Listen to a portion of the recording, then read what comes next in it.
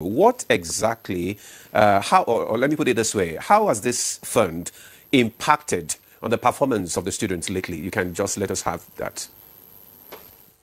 Okay, thank you. Let me also speak on behalf of the universities about the question you asked on the probability of fees adjustments on some of the charges in the universities.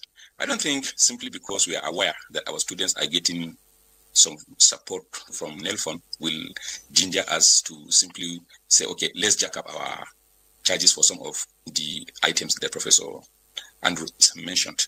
We also sympathize with our students.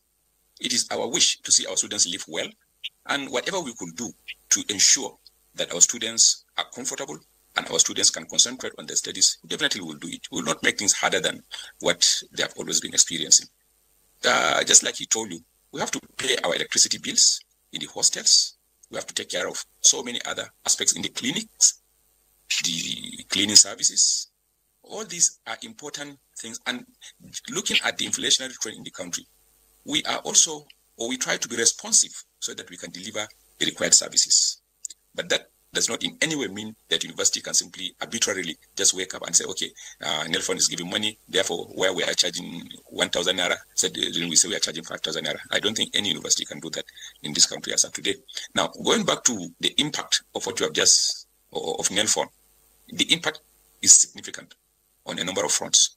For the student, at least he can get the required funding support in terms of paying his charges to the universities or colleges, paying his or her own, taking care of his basic needs through the monthly support that the universities give, and a lot more that is on the side of the students. Then if you come to the universities, it is of great significance to us. I've just told you that my university has reopened last week, even though we are on strike, and we are hoping that the strike will be over this weekend. We are now waiting for NELFUND to remit the charges for about 850 students. 8,650 students to us. And you can imagine what that will do.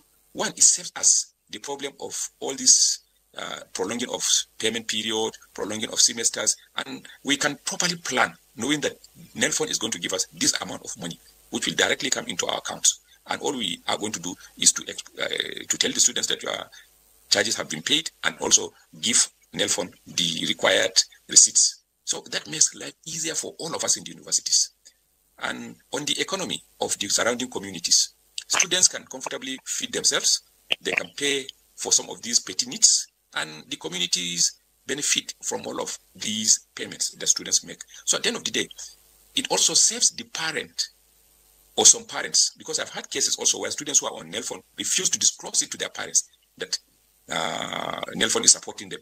I have had a number of occasions where I've discussed with parents of lecturers in my university, students whose parents are working in my university, and their children are getting these funds, yet the parents don't even know. So I had an encounter, and I told the father, I said, look, your child is on the list of those who are earning NELFUND support. He said he's not aware, and he pays his bills to the student. I said, okay, then your student is not honest.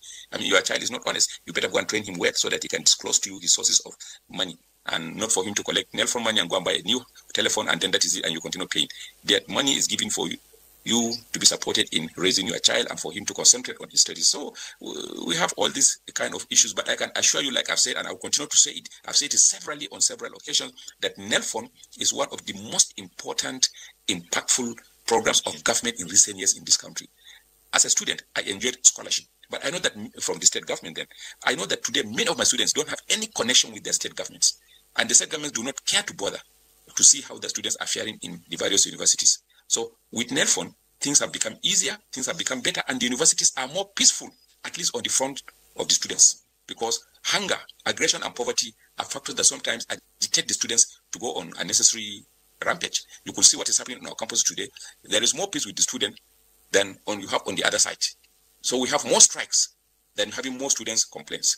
So these are things that are helping us to be able to have peaceful campuses, have community, improve the economy of the communities, as well as the economy of families and economy of individuals. Then there is an issue also, Comrade Sani Sule raised earlier on, about students who have graduated and their names are still appearing.